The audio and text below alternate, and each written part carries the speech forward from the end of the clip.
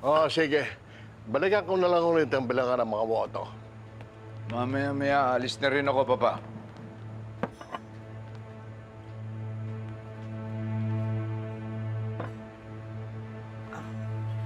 Saan ka pupunta? Meron na akong asikasuhin. Nag-usap na ba kayo ni Tanggol? Pagkatapos niyo magtalo? Ramon. Ramon, sandali. Teka, sandali. Tutuloy mo ba yung mga transaksyon mo? Di ba tutol doon si Tanggol?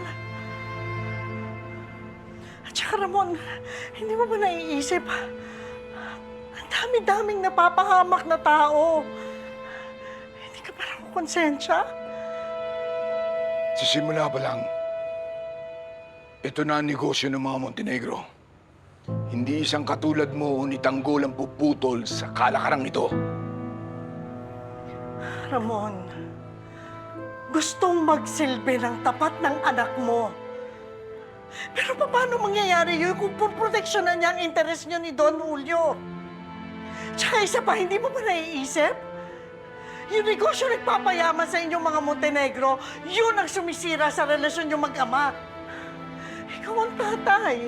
Ikaw ang dapat umintindi nun. Hindi. Ikaw, nanay.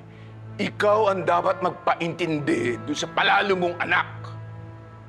Ang lahat ng ito, ang perang ginagastos niya para sa kampanya at para manalo siya, galing sa negosyo namin. Kung hindi ka mapipigilan, sigurado ako hindi mo rin mapipigilan ng anak mo na umalis dito kapag nanalo siya.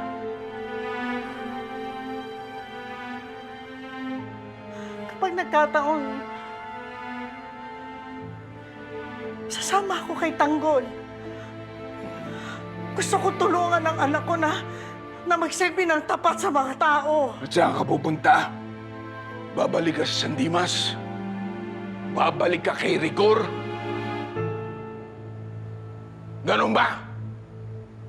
Hindi yun ang sinasabi ko. Yun ang narinig ko. After everything I've done for you, minahal kita, Marites. Nilagaan kita. Binigay ko sa iyo ang lahat. Lahat para magkaroon ka ng magandang buhay. Tapos gusto mong bumalik sa impyernong kasama si Rigor. Hindi ko pinipili si Rigor! Ang pinipili kong buhay yung buhay na payapa. Hindi yung masama. Hindi yung madumi na buhay na droga. Hindi yung buhay na pinipilit mo sa anak ko. Kung di niyo ko kayang sundin bilang ulo ng pamilyang ito, binabastos niyo lang ako.